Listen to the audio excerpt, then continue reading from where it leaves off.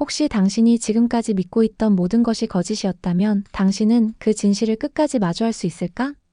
도코 세리는 갑작스럽게 걸려온 전화 한 통의 말없이 화면을 바라보았다. 화면에는 잊고 싶었던 이름 도코탁이 떠 있었다. 그 이름은 그녀에게 상처와 후회를 동시에 상기시켰다. 하지만 그날따라 손가락은 통화 버튼을 거절하지 못했다. 본능처럼 받아들인 통화에서 들려온 첫 마디는 짧고 간절했다. 세리야, 아빠야. 잠깐 얼굴 좀 보자. 과거의 기억과 현재의 불신 사이에서 갈등하던 도코 세리는 마지못해 물었다. 어디 계세요? 서울 외곽의 한적한 찻집. 도코탁은 벤치에 앉아 딸을 기다리고 있었다. 손에는 얇은 종이봉투 하나가 들려 있었고 그 눈동자에는 수많은 시간과 고민이 뒤엉켜 있었다. 도코 세리가 도착했을 때 도코탁의 모습은 그 어느 때보다 작아 보였다. 그러나 그의 첫마디는 여전히 변함없었다. 세리야, 부탁 하나만 들어다오. 그가 건넨 것은 진술 보충서. 내용은 마광숙 대표에게 모든 책임을 돌리며 자신은 회계 업무에 일절 개입하지 않았다는 주장뿐이었다. 도코 세리는 봉투를 바라보다가 천천히 내려놓았다. 아빠, 또 저를 이용하시려는 거예요? 이런 방식 더는 안 통해요. 그녀의 눈빛은 단호했고 도코탁은 아무 말도 하지 못했다. 더 이상 그의 변명이 딸의 마음에 닿지 않음을 느끼고 있었다. 그는 자신이 선택했던 무책임한 관계들이 결국 자신을 고립시켰다는 사실을 너무 늦게 깨닫고 있었다. 하지만 도코탁은 쉽게 무너지지 않았다. 그는 마지막 히든카드, 오래전 숨겨둔 회계 장부와 사진 속 인물 용세를 떠올리며 다시 음모를 꾸미기 시작했다. 한편 술도가 안채에서는 오범수와 도코 세리 사이의 복잡한 감정들이 서서히 수면 위로 떠오르고 있었다. 도코 세리는 아버지로부터 받은 상처, 그리고 그 상처를 알고도 자신 곁을 지켜주는 오범수에 대한 고마움과 미안함 사이에서 복잡한 감정을 겪고 있었다. 오범수는 도코 세리의 고통을 이해하고 있었지만 동시에 그녀에게 다가가는데 망설임이 있었다. 그녀가 감당하고 있는 짐이 너무 크다는 것을 알고 있었기 때문이다. 그러나 그의 마음은 하루가 다르게 깊어지고 있었고 마침내 그는 조심스레 손편지를 건넸다.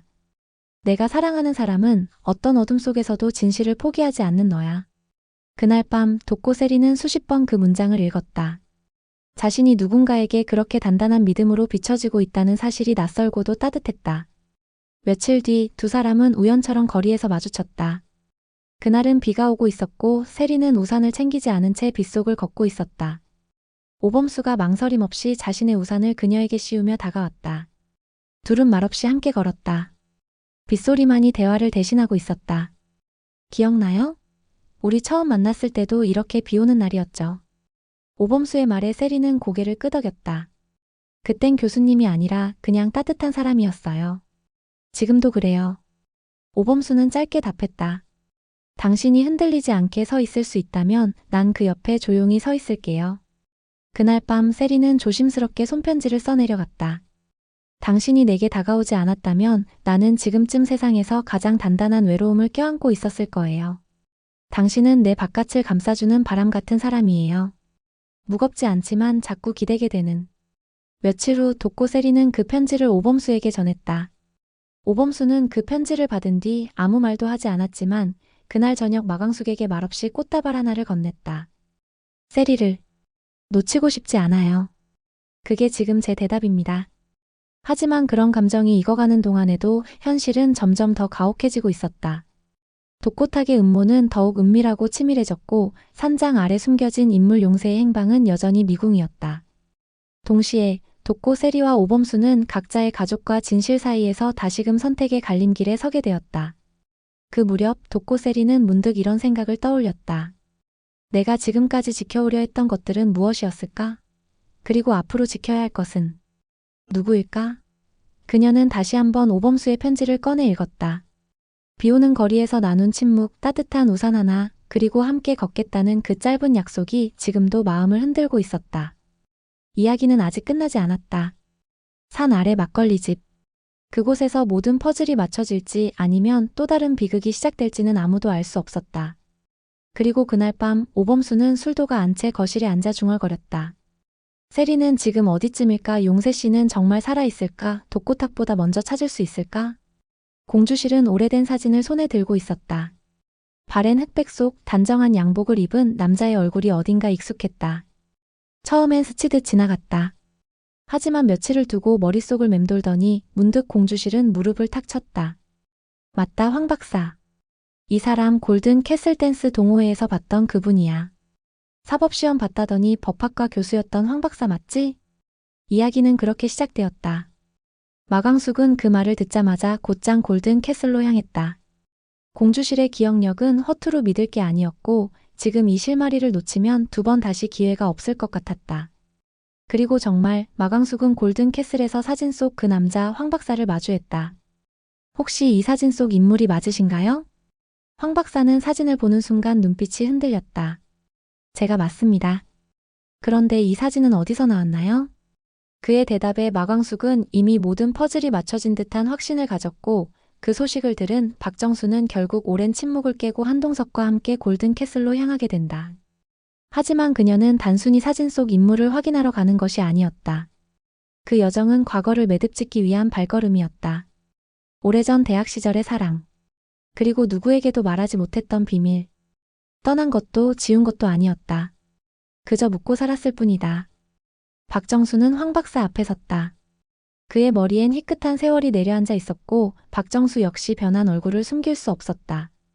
그럼에도 그 순간 서로는 금세 알아보았다. 그때 나 사실 뱃속에 아이가 있었어요.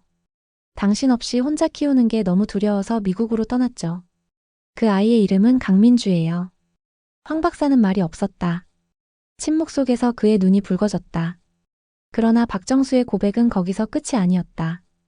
나 치매래요. 머지않아 딸이 있었다는 기억조차 사라진다고 하네요. 그게 너무 무서워요. 당신이라도 우리 딸 민주를 기억해줘요. 그 이름만큼은 잊지 말아줘요. 그 말에 황 박사는 숨을 삼켰다. 그의 가슴은 찢어질 듯 아팠다. 왜 몰랐을까? 왜 한 번 더 붙잡지 못했을까? 후회가 밀려왔다. 오랜 세월 그가 견뎌야 했던 외로움은 사실 박정수를 다시 만나기 위한 복선이었을지도 몰랐다. 그리고 그는 조심스럽게 입을 열었다. 정수야, 이 말 할 자격이 나에게 있는지 모르겠지만 남은 날들 나랑 함께 늙어가면 안 될까? 나 쭉 혼자였어. 이제 와서 보니 자네를 다시 만나려고 그 세월을 살아온 것 같아. 그 말에 박정수는 말없이 웃었다. 고마우면서도 어쩐지 서글픈 웃음이었다. 마음 한켠이 놓이면서도 지나간 시간은 어쩔 수 없었기 때문이었다. 하지만 옆에서 듣고 있던 한동석은 확연히 다른 표정이었다. 안도와 기쁨 그리고 결심이 동시에 스쳤다. 잘 됐습니다, 장모님. 이참에 미국 생활 정리하시고 골든 캐슬로 들어오세요.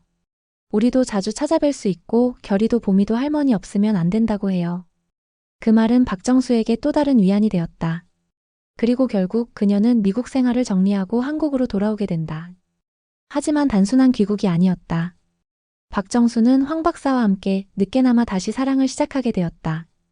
그렇게 박정수는 미국 생활을 정리하고 골든 캐슬에 들어오게 되었다.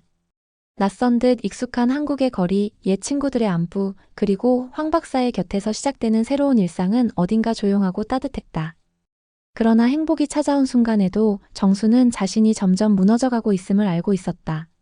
어제 했던 대화를 오늘 또 하고 손녀들의 이름을 입술 위에서 맴돌다 잊어버리는 날이 점점 늘어났다. 거울 속 자신에게 인사를 하다 말고 한참을 멍하니 바라볼 때도 있었다. 이름이 뭐였더라? 우리 딸 이름 민주. 그럴 때마다 황 박사는 곁에서 조용히 그녀의 손을 잡았다. 민주예요. 정수가 세상에서 가장 사랑했던 우리 민주. 그 말에 정수는 조용히 고개를 끄덕였다. 맞아요, 민주. 그 이름은 꼭 기억하고 싶어요. 하지만 그녀도 알고 있었다. 언젠가 그 이름조차 잊게 되리라는 것을. 그래서 정수는 황 박사에게 마지막으로 부탁했다.